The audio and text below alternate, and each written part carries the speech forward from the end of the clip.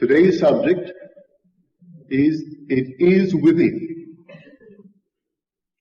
We are told the kingdom of God is not coming with signs to be observed, nor will they say, lo, here it is, or there, for the kingdom of God is within you.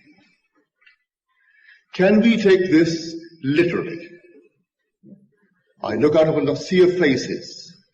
I see the room, and everything I see seems so completely independent of my perception of it. Is it really within me?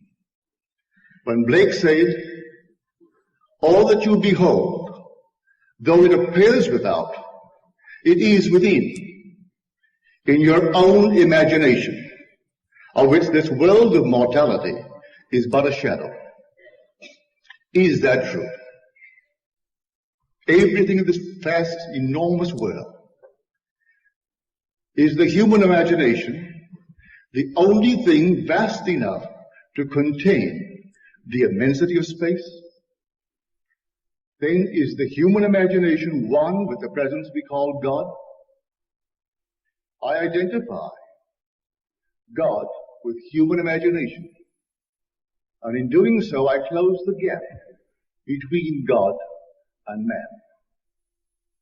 Now, if all things are possible to God, I should be able to test this theory. If God truly is my imagination, and all things are possible to him, I should be able to test it. And we are called upon to test it. To test yourself and see. Do you not realize that Jesus Christ is in thee? Unless, of course, you fail to meet the test. But how to make the test? How should I go about making the test? Well, first of all, I'm going to ask of you what I ask of everyone that I address. Paul said in his letter to the Galatians, let him who is taught share all good things with him who teaches. Now, Paul was not asking for any earthly goods. Let them keep whatever they have.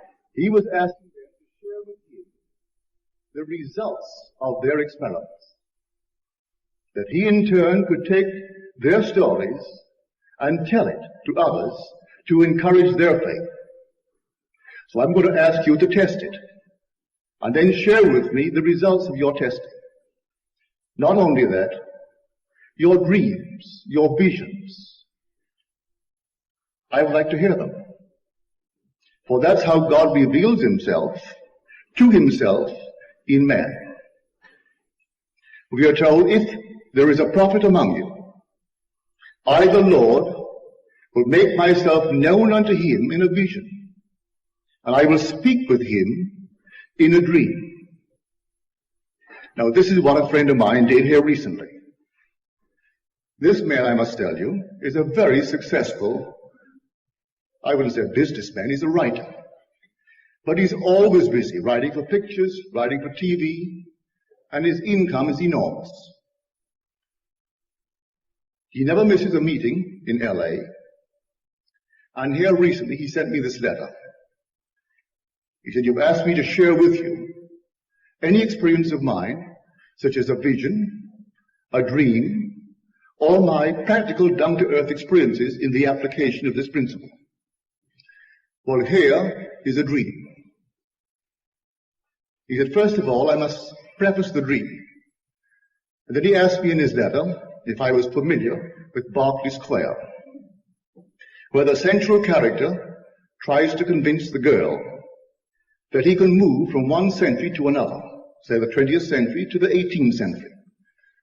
And then he likens it to someone on a river, and his destination is around the bend. His present is where he is on the boat. His future is around the bend. But someone elevated above the earth, having a view of both sides of the river, would see the man's future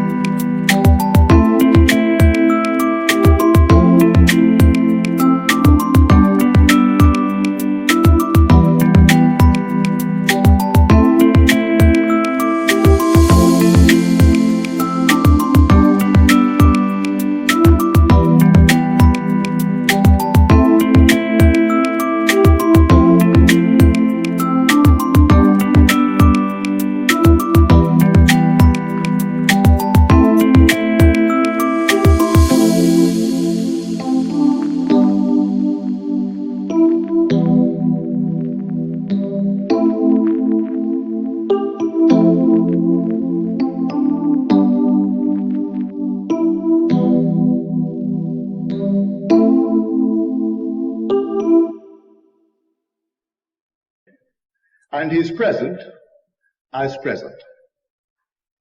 Where that man is going and where he is will be present to the one elevated. For he said, my dream began in this manner. I was the observer from above. I looked down and I saw infinite possibilities of man.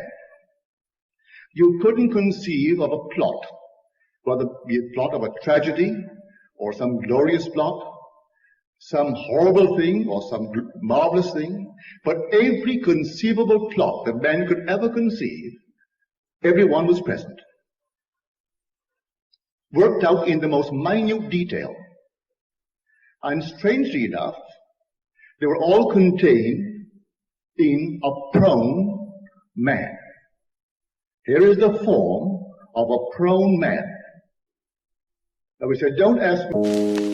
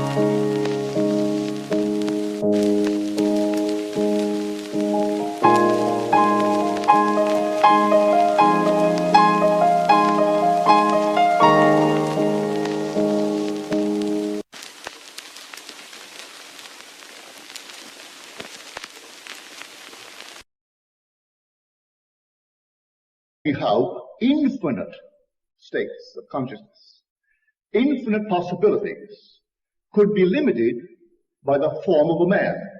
But there it was. I'm only telling you what I experienced. Till I contemplated this, it was the deadest thing I had ever seen. And yet I shouldn't use the word dead, because something that is dead suggests it must have lived. There's a previous life to it, if it's now dead. So it's simply an inanimate thing. I looked at it, and then I began to awake on Sunset Boulevard, opposite Ralph's supermarket. People were on the sidewalks. There were cars on the street. But everything was frozen. But everything was frozen. Three-dimensional, but frozen. And I knew that I alone could animate them. As I knew that, I myself was frozen. I looked at myself, I'm just like the others, all frozen. And I knew only as I became alive would they become alive. And so I took a step. And I seemed to pass through an invisible curtain. At that very moment of taking the step, everyone became alive and began to move, the sound, the noise, the action, everything. And I knew there was something I was trying to remember. What is it I am trying to remember? I kept on walking. I must have gone a block. It seemed like a normal walk, the kind of walk I take every day.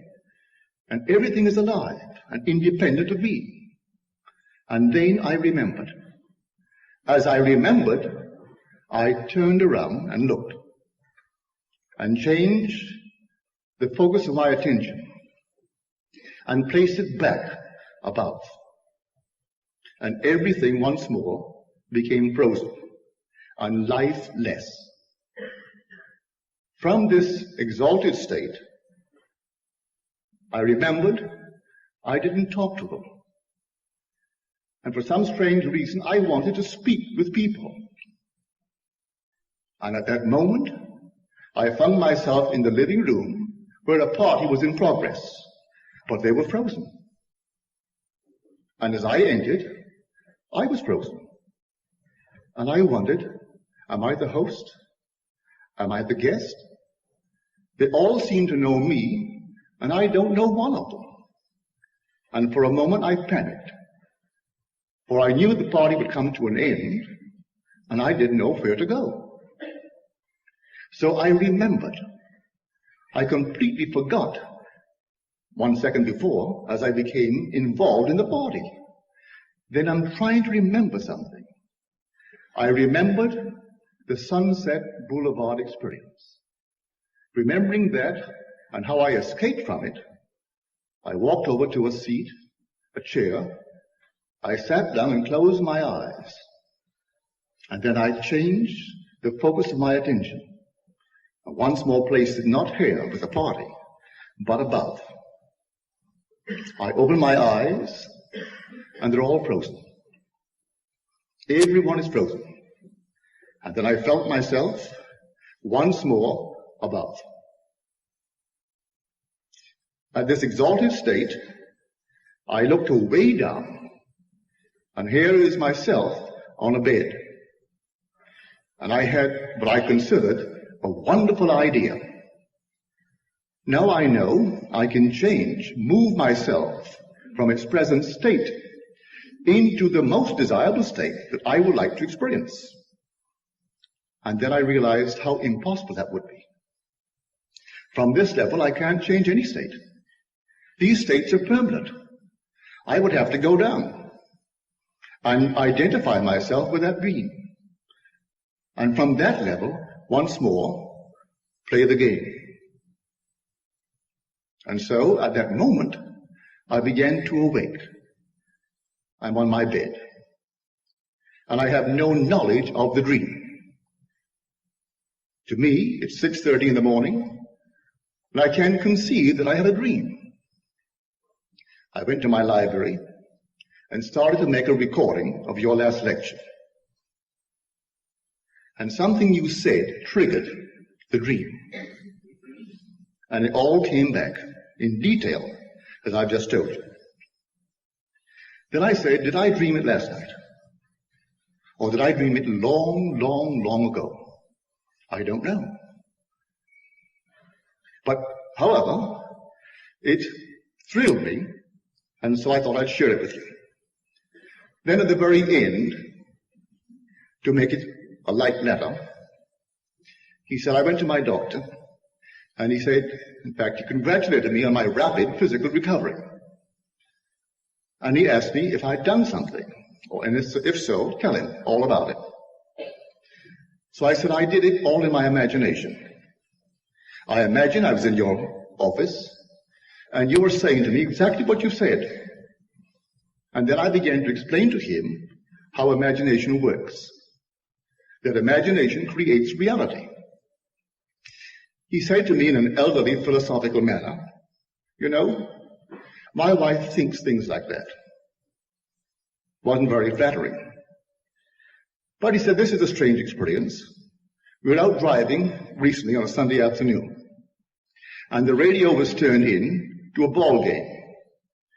And this man is coming to bat, and I dislike him. And I said to my wife, he shouldn't be in the big league. He can't hit, he can't catch, and he can't run. What right has he playing in the big league? And she said to me, you shouldn't think things like that. You should think nice things about him and see him doing wonderful things. He said, all right, I will. I'll see him hit a home run. He steps to the plate, and the first ball pitched, he belts it into the bleachers.